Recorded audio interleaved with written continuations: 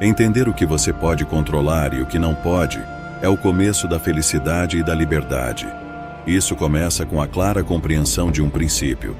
Algumas coisas estão sob nosso controle e outras não.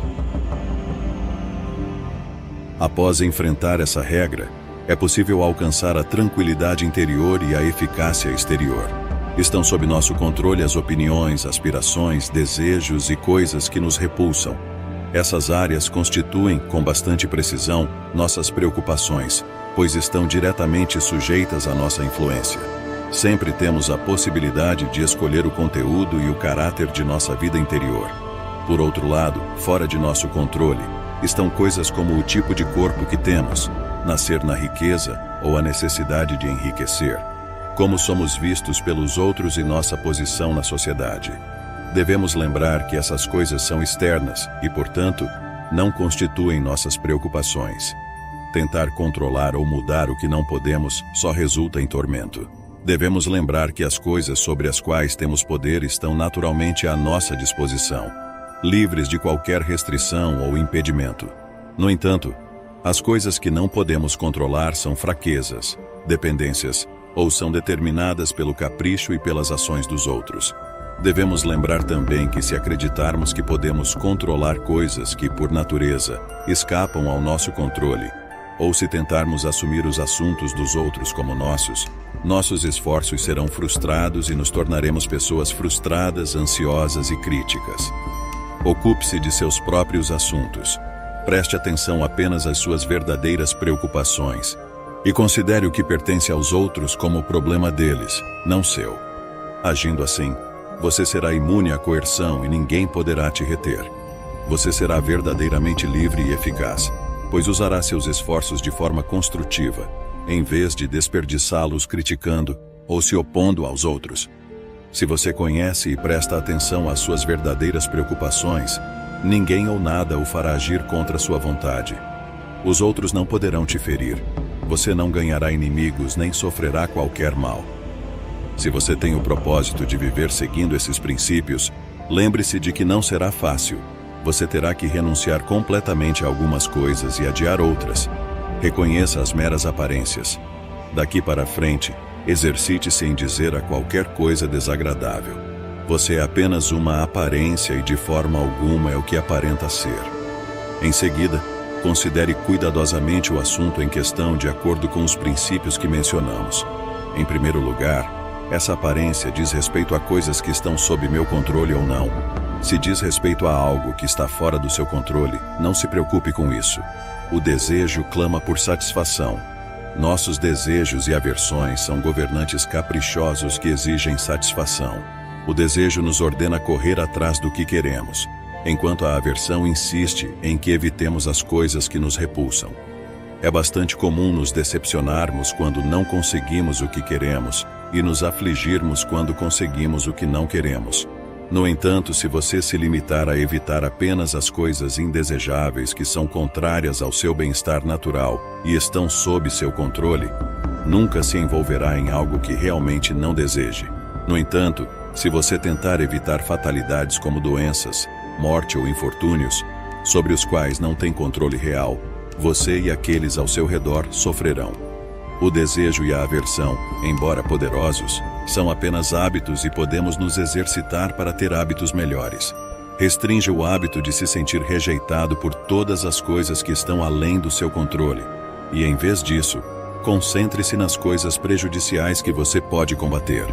Faça tudo o que estiver ao seu alcance para refrear o desejo, pois se desejar algo que está além do seu controle, provavelmente acabará decepcionado, enquanto negligencia as coisas que estão sob seu controle e que merecem ser desejadas.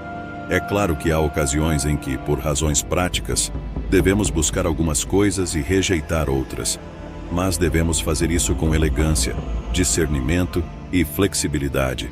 Vejamos as coisas como realmente são. As circunstâncias não ocorrem para satisfazer nossas expectativas. As coisas acontecem por si mesmas. As pessoas se comportam como são. Aproveite o que você realmente obtém. Abra os olhos e veja as coisas como elas realmente são, e assim você evitará a dor de falsas ligações e decepções evitáveis. Pense no que lhe traz prazer, nas ferramentas de que dispõe, nas pessoas que você ama, mas lembre-se de que elas têm sua própria natureza específica, que pouco ou nada tem a ver com a forma como você as percebe. Como exercício, pense na coisa mais insignificante a qual você se sente vinculado. Vamos dar um exemplo. Imagine que você tem um copo favorito. No fim das contas, ele é apenas um copo, então se ele quebrar, você pode lidar com isso.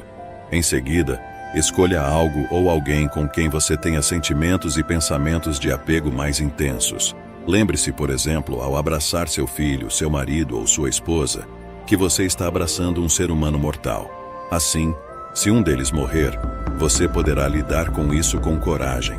Quando algo acontece, a única coisa que está sob seu controle é a atitude que você adota em relação a isso. Você pode aceitá-lo ou ficar ressentido, porque o que realmente nos assusta e desanima não são os eventos externos em si, mas sim a maneira como pensamos sobre eles. Não são as coisas que nos perturbam, mas sim a nossa interpretação do seu significado. Pare de se assustar com ideias impulsivas e impressões sobre como as coisas são. As coisas e as pessoas não são o que desejamos que sejam nem o que parecem ser. Elas são o que são. Harmonize suas ações com a vida como ela realmente é. Não tente impor suas próprias normas. Comporte-se sempre, em todos os assuntos, sejam eles grandes e públicos ou pequenos e privados, de acordo com as leis da natureza. A harmonia entre sua vontade e a natureza deveria ser seu ideal supremo. Pratique esse ideal nos detalhes da vida cotidiana, nas tarefas e deveres pessoais. Ao realizar uma tarefa, como tomar um banho, faça isso em harmonia com a natureza.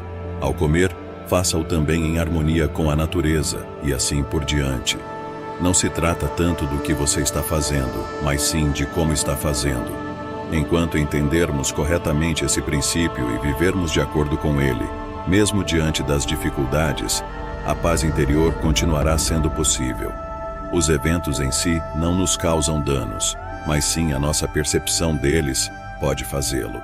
As coisas em si mesmas não nos prejudicam ou nos impedem, nem as outras pessoas. A forma como vemos as coisas é outra questão. São nossas atitudes e reações que nos causam problemas. Portanto, nem mesmo a morte tem grande importância por si só. É o nosso conceito da morte, a nossa ideia, que é terrível e nos aterroriza. Existem formas muito diferentes de pensar sobre a morte. Examine profundamente seus conceitos sobre a morte e sobre tudo o mais. São realmente verdadeiros? Eles fazem algum bem a você? Não tema a morte e a dor, tema o medo da morte e da dor. Não podemos escolher nossas circunstâncias externas, mas sempre podemos escolher como reagir a elas. Nem vergonha, nem culpa. Se o que sentimos sobre as coisas nos atormenta mais do que as coisas em si mesmas, é absurdo culpar os outros. Portanto, quando sofremos um revés, um incômodo ou uma aflição, não devemos culpar os outros, mas sim nossa própria atitude. As pessoas mesquinhas costumam culpar os outros por sua própria desgraça, mas a maioria das pessoas se culpa a si mesma. Aqueles que se dedicam à vida de sabedoria entendem que o impulso de culpar algo ou alguém é uma estupidez e que nada é conquistado ao culpar os outros ou a si mesmo. Um dos sinais do amanhecer do progresso moral é a gradual extinção da culpa. Vemos a futilidade da acusação. Quanto mais examinamos nossas atitudes e trabalhamos em nós mesmos, menos somos suscetíveis a sermos arrastados por reações emocionais turbulentas, nas quais buscamos explicações fáceis para eventos espontâneos. As coisas são simplesmente o que são, e os outros podem pensar o que quiserem. Não é da nossa conta nem vergonha nem culpa. Crie seu próprio mérito, nunca dependa da admiração dos outros. O mérito pessoal não pode vir de uma fonte externa. Você não o encontrará em relacionamentos pessoais ou na estima dos outros. Está comprovado que as pessoas, mesmo as que te amam, não necessariamente concordarão com suas ideias, não te compreenderão nem compartilharão seu entusiasmo. Amadureça. Quem se importa com o que os outros pensam de você? Crie seu próprio mérito. O mérito pessoal não pode ser alcançado através do relacionamento com pessoas de grande excelência. Você foi confiado com uma tarefa que deve realizar. Coloque as mãos na massa, faça o melhor que puder e ignore quem possa estar observando. Realize um trabalho útil. mantendo-se indiferente à honra e admiração que seus esforços possam despertar nos outros. Mérito alheio não existe. As conquistas e excelências dos outros pertencem apenas a eles. Da mesma forma, suas posses podem ser excelentes, mas sua pessoa não adquirirá excelência por meio delas. Pense nisso. O que é realmente seu? É o uso que você faz das ideias, recursos e oportunidades que se apresentam a você. Você tem livros? Leia-os, aprenda com eles e aplique sua sabedoria. Você tem conhecimentos especializados? Utilize-os de forma profunda e produtiva. Você tem ferramentas? Tire-as da caixa e construa ou conserte coisas. Você tem uma boa ideia? Aprofunde-se nela e coloque-a em prática. Aproveite ao máximo o que você tem, o que é realmente seu. Você pode estar razoavelmente satisfeito e contente consigo mesmo se alinhar suas ações com a natureza, reconhecendo o que é verdadeiramente seu. Concentre-se no seu dever principal. Há um momento e um lugar para diversão e entretenimento, mas você nunca deve permitir que eles se sobreponham aos seus verdadeiros propósitos. Se você estiver viajando e o navio ancorar em um porto, você pode descer à terra em busca de conchas ou plantas. Mas tome cuidado. Esteja atento ao chamado do capitão. Preste atenção ao navio. Distrair-se com coisas insignificantes é a coisa mais fácil do mundo. Assim que o capitão chamar, esteja pronto para abandonar tais distrações e se apresentar prontamente, sem nem mesmo olhar para trás. Se você for idoso, não se afaste muito do navio, ou talvez não consiga se apresentar a tempo quando chamado. Aceite os acontecimentos com calma, assim como eles ocorrem. Não exija que os acontecimentos ocorram como deseja. Aceite-os como são. Realmente assim você será capaz de encontrar a paz. Sua vontade está sempre sob seu poder. Na verdade, nada o impede.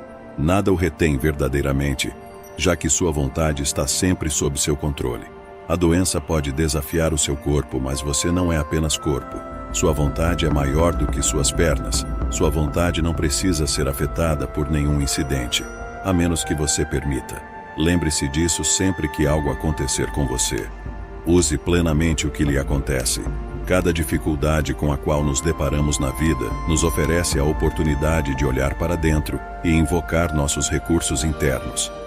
As provações que suportamos podem e devem nos revelar nossa força.